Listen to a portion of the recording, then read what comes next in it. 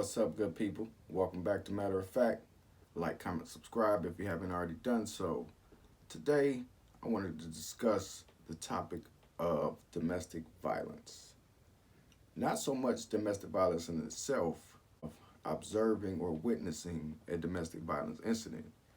Now, my question today is, do you get involved? Now, we know, or some of us may have come to know that, generally speaking, in domestic violence instances, you have two individuals who pretty much care about each other or where emotions are involved. So, with knowing that, to add yourself into the mix, you can potentially put yourself at risk, from either side. If you get in a situation, at least I'm speaking from a man's perspective, if I interject myself into a situation that's taking place between a man and his mate, and my approach is geared towards stopping him, she may feel some type of way about me approaching her man. And from my blind side, because my attention is mainly or largely will be focused on him, she may potentially attack me from the backside or something to that effect.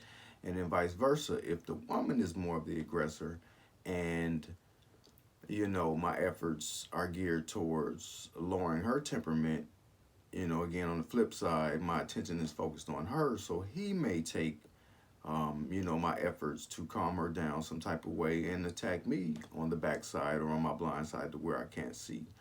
So I pose that question just to get a feel, a gauge. I know times are changing, and I just firmly believe that men are still men and we're still out here.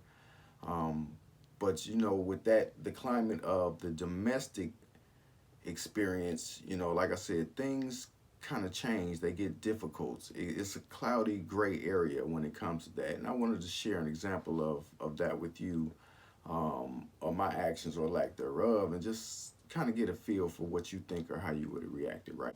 So it's just a regular weekday. I think it was a Monday or Tuesday, and I'm taking my daughter to dance class. And so she's inside with the instructor dancing, and I'm sitting out in the vehicle just chilling. And as I do, I'm observing everything. So I'm checking my mirrors. I'm looking at my side mirror, my rear view mirror, my other side mirror, and I hear what appears to be a couple arguing. So I tend to focus a little more to see where it's coming from, and then I'm able to see it out of my driver's side mirror. So I look, and I can see the tension in the air.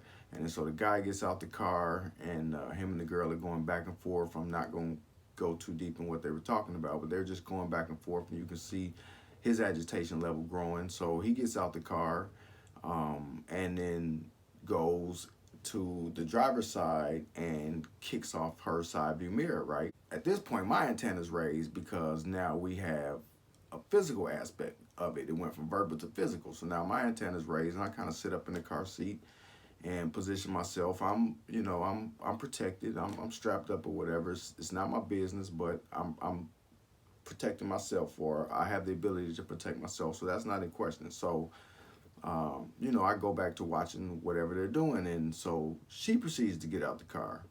Well, excuse me, let me back up a little bit. So when he does that, she throws the car in reverse and throws the car in drive. And then in a couple lackadaisical or lackluster efforts, tries to hit him with the car. And he's, putting his hands on the hood of the car and just kind of backing away or whatever the case. And then so she throws the car in park. He walks up to the side window and he flinches like he's going to hit her. So she hops out the car. And when she hops out the car, I can see her holding what appeared to be maybe a Glock 9, something to that effect, a handgun in her hand. So she has it slicked behind her back to where it's not obvious for everybody to see, but he clearly sees it and she sees it. So then she begins to talk about how it's the last time he ever tried to put her hands on her, and what she was going to do to him, and yada, yada, yada. And he's telling her, do it, do it, do it. At this point, he's not directly in her face anymore. He obviously has a little bit of sense. He started to make his way towards his car. And I wasn't certain if he had a weapon in his car. It turned out that he didn't. So he gets in his car, and she attempts to break off his side view mirror unsuccessfully, but she's just kicking his mirror. And so he hops out. She takes a step back and draws on him. You know what I mean? Draws down on him. He tells her, pull it, pull it, pull it.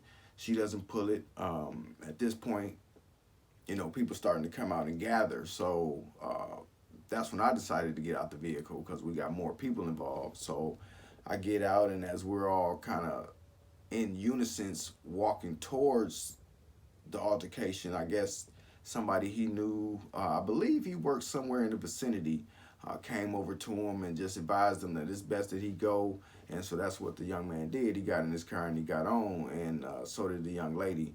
So again, it wound up turning out, for lack of better words, peacefully, at least in regards to anybody else being involved in the situation. But again, I just wanted to know your thoughts and where you stand on domestic violence.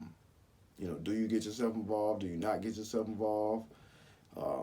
Did I play coward for not jumping in out the gate when the gentleman kicked the lady's, side view mirror off? I just want to know how you feel. What your thoughts are. Like, comment, subscribe for more content.